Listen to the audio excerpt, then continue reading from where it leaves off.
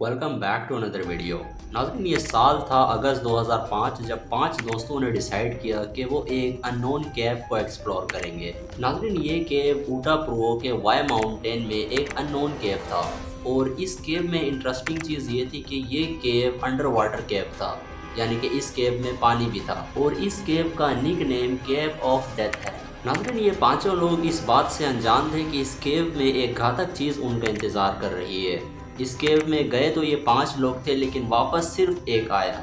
This is the dangerous breakdown of the Column Cave tragedy. 17 अगस्त 2005 को एक dance group के 5 members dinner करते हुए ये डिसाइड करते हैं कि वो एक अंडर वाटर केव को एक्सप्लोर करेंगे। नाज़रीन, जिस केव को एक्सप्लोर करने का इन्होंने सोचा था, ये केव यूटा के प्रोवो में BUYS कैंपस के बगल में ही एक माउंटेन, जो कि वाई माउंटेन के नाम से जाना जाता था, इसमें ही वाक़ थी। नाज़रीन, इस केव का कोई नाम नहीं है, लेकिन वहाँ के स्टूडेंट इस केव को कोलम केव या केव ऑफ डेथ कहते हैं और इस केव को कुछ ईयर पहले ही 2 लोगों ने डिस्कवर किया था। नाज़रीन, ये केव दिखने में बज़ाहिर बहुत छोटा लगता था, लेकिन ये छोटा होने के साथ साथ उतना ही ज़्यादा ख़तरनाक था और इस केव में भी नट्टी पुट्टी केव की तरह ही पतले पतले रास्ते थे। इस केव में सबसे ज़्यादा घबरा देने वाली बात तो ये थी कि इस केव में बहुत सारा पानी था। इसी के साथ इसी केव में 18 बाय 20 इंच का एक 18 फीट का रास्ता था, जो कि मुकम्मल तौर पर पानी से भरा हुआ था। यानी कि इस 18 फीट के रास्ते में आपको स्विमिंग करके क्रॉस करना है, तभी आप नेक्स्ट जगह पर जाकर सांस ले सकते हैं। इस केव में जाने के लिए पहले वाई माउंटेन में हैकिंग करना पड़ता था। इस केव का एंट्रेंस देखने में बहुत ही छोटा और काफ़ी ज़्यादा डरावना है। इस केव के एंट्रेंस में भी थोड़ा पानी था और इस केव में पानी होना ही इन 5 दोस्तों को काफ़ी ज़्यादा इंटरेस्टिंग लग रहा था। सुबह के 2 बजे ये 5 लोग माउंटेन से हैकिंग करते हुए केव के पास पहुंच जाते हैं। इन 5 लोगों में सबसे पहली थी जेनिफर गैलब्रेथ, जो कि इससे पहले भी कई केव्स को एक्सप्लोर कर चुकी थी और जेनिफर ने ही अपने बाकी फ्रेंड्स को केव को एक्सप्लोर करने के लिए एग्री किया था। और बाकी थे Ariel Singer, Black Donor, Scott MC Donor और 5वां फ्रेंड था जोसेफ फर्ज्यूशन, जिसने डिसाइड किया था कि वो केव में नहीं जाएगा बल्कि केव से बाहर रहकर ही उन लोगों का इंतज़ार करेगा। नाज़रीन, केव के एंट्रेंस वे की तरफ पहुंच जाने के बाद भी इन 5 दोस्तों ने थोड़ा और इंतज़ार किया ताकि सुबह थोड़ी और हो जाए और केव के अंदर का अंधेरा थोड़ा कम हो जाए।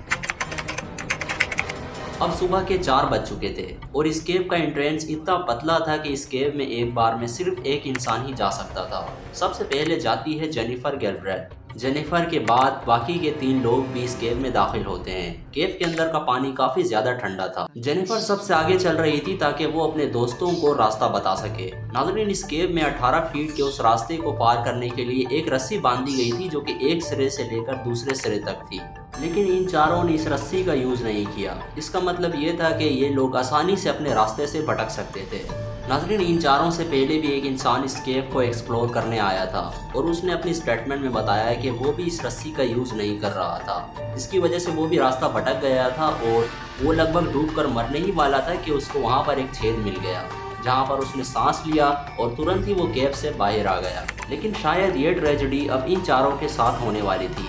ये चारों वहाँ पर इंजॉय के साथ उस केव को एक्सप्लोर कर रहे थे। नाज़रीन, केव काफ़ी छोटा था और इस केव में काफ़ी पतले पतले रास्ते थे, लेकिन जेनिफर की एक्सपीरियंस की वजह से ये सब लोग उस केव के रास्तों को आसानी से पार कर रहे थे। लेकिन अब चीज़ें बिगड़ने वाली थी, क्योंकि केव को एक्सप्लोर करते हुए इन लोगों को वो रस्सी दिखाई नहीं दी, जिसकी वजह से ये लोग रास्ता भटक गए। इन चारों का दम घुटने ही वाला था कि इनको वहाँ पर एक 3 फीट का होल मिल गया, जहाँ पर खड़े होकर इन चारों ने सांस लिया। केव के बाहर खड़ा हुआ जोस इन चारों का इंतजार कर रहा था। उसे पता नहीं था कि ये लोग कब बाहर निकलेंगे, क्योंकि इन्होंने कोई फिक्स टाइम नहीं किया था कि वो इतने टाइम तक केव को एक्सप्लोर कर बाहर आ जाएंगे। दैट्स वाई वो इंतज़ार कर रहा था और परेशान भी हो रहा था कि क्यों अभी तक वो बाहर नहीं आए। अब सुबह के 5:30 बज चुके थे, लेकिन वो अभी भी केव से बाहर नहीं निकले थे। दैट्स वाई जोस थोड़ा केव के अंदर जाता है और केव के अंदर टार्च मारते हुए उन लोगों को आवाज़ देता है। आवाज़ें देने के बाद भी जोस को केव के अंदर से कोई रिस्पॉन्स नहीं मिलता, जिसकी वजह से जोस और ज़्यादा घबरा जाता है। नाज़रीन, जोस उन लोगों को फ़ोन कॉल भी नहीं कर सकता था, क्योंकि अंडर वाटर केव के होने की वजह से उन लोगों ने अपना मोबाइल जोस के पास ही छोड़ दिया था। नाज़रीन, इस वक्त तक जोस को यकीन हो चुका था कि उसके तमाम दोस्त कोई ना कोई मुसीबत में फंस चुके हैं, जिसके बाद जोस ने अपने तमाम दोस्तों की फैमिलीज़ को इन्फॉर्म की। सुबह के 6 बज चुके थे, लेकिन अभी तक वो लोग केव से बाहर नहीं आए। जोश की घबराहट मजीद बढ़ रही थी तो उसने पुलिस को भी फ़ोन कर दिया। और दूसरी तरफ केव से बाहर निकलने के लिए जोश के फ्रेंड्स भी बार बार कोशिशें कर रहे थे, लेकिन हर बार वो रास्ता भटक जाते थे।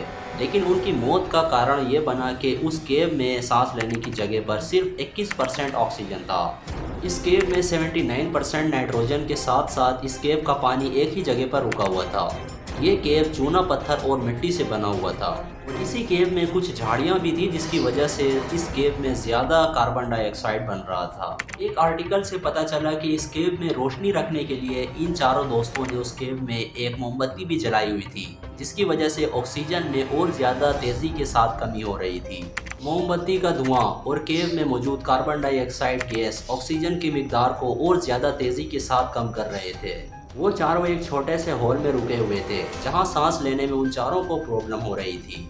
इन चारों की बेहतरी इसी में थी कि वो चारों जल्द से जल्द इस केव से बाहर निकलें, क्योंकि अगर वो चारों और ज़्यादा देर इस केव में रुके रहें तो दम घुटने की वजह से इन चारों की डेथ हो सकती थी। लेकिन इन लोगों के लिए सबसे मुश्किल चीज़ तो ये थी कि वो लोग उस जगह पर थे जहाँ से इनको इस केव को पार करने के लिए उस 18 बाय 20 इंच के रास्ते से गुजरना पड़ेगा।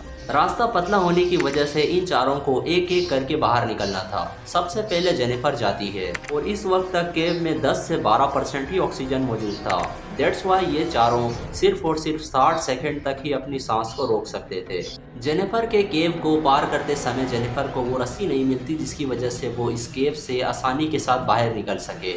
नाजरीन, केव में ऑक्सीजन की कमी की वजह से जेनिफर का दम घुट जाता है और पानी के अंदर ही उसका माइंड काम करना छोड़ देता है। सडनली वो पानी के अंदर ही बेहोश हो जाती है और थोड़े समय बाद वो एक अननोन जगह पर पहुंच जाती है। जेनिफर के फ्रेंड्स को लगता है कि जेनिफर ने इस केव से एग्जिट कर लिया है और वो इस केव से बाहर जा चुकी हैं। जेनिफर के बाद और 2 लोग भी आहिस्ता आहिस्ता आगे बढ़ना शुरू हो जाते हैं और वो भी इस केव से बाहर निकलने की कोशिश करते हैं, लेकिन इनके साथ भी वही हुआ जो जेनिफर के साथ हुआ। ये लोग भी रास्ता भटक जाते हैं और इनका भी दम घुट जाता है।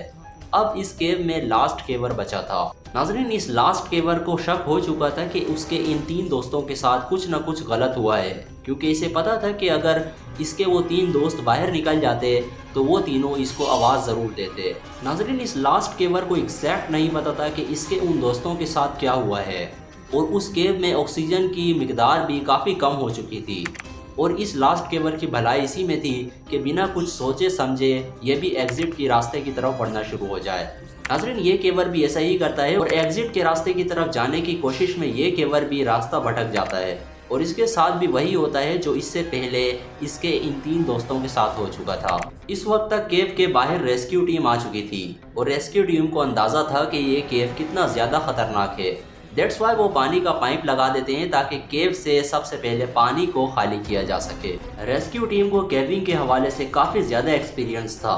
दैट्स वाई पानी के खाली करने के साथ साथ वो इस केव में ऑक्सीजन गैस की मदद से ऑक्सीजन भी डालते हैं, ताकि अगर ये चारों दोस्त कहीं ना कहीं जिंदा हों तो इनको ऑक्सीजन मिले, जिसकी वजह से ये थोड़े और समय तक जिंदा रह सकें। अब केव से काफ़ी ज़्यादा पानी निकल चुका था। रेस्क्यू टीम पानी के निकल जाने के बाद जब केव में जाती है तो वहाँ का मंजर देखकर हक्का बक्का रह जाती है, क्योंकि इस टाइम तक उन चारों की मौत हो चुकी थी और उन चारों की डेड बॉडी रेस्क्यू टीम के सामने ही बिखरी पड़ी थी। जब ये बात उन चारों की फैमिलीज को बताई जाती है तो उन चारों की फैमिलीज को यकीन ही नहीं होता।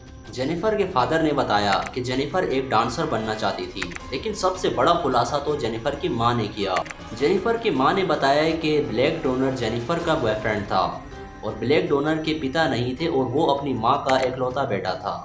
डोनर की मदर जेनिफर की मम्मी के साथ एक स्टेज कॉलेज में काम करती थी, लेकिन ब्लैक डोनर के मर जाने के बाद उसकी मां अब अकेली पड़ गई थी। जेनिफर की मां ने बताया कि उसे अपनी बेटी के मर जाने से बुरा तो ब्लैक डोनर के मर जाने का लग रहा है, क्योंकि उनके पास तो 2 बेटी और 1 बेटा था, लेकिन ब्लैक डोनर अपनी मां का एकलौता बेटा था। इन चारों के कैब में मर जाने की खबर पूरे मुल्क में फैल गई, जिसके बाद गवर्नमेंट ने कोलम कैब को बंद कर दिया ताकि और टूरिस्ट इस किस्म के हादसे का शिकार ना हो। अगर आपको वीडियो अच्छी लगी हो तो चैनल को सब्सक्राइब करके एक प्यारा सा कमेंट ज़रूर करें। I meet you in the next video and it's good bye.